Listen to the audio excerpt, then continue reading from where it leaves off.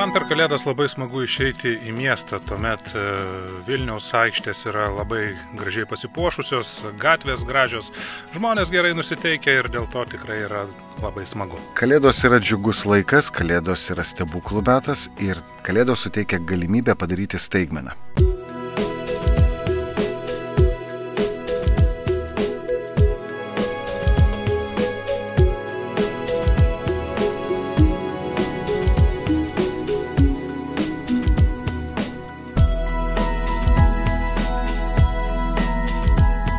Vieni svajoja, kad jų Kalėdos būtų baltos, o man svarbiausia, kad Kalėdos kvepėtų namų šilumą, aguonų pyragu ir tikra žalia kalėdinė eglutė.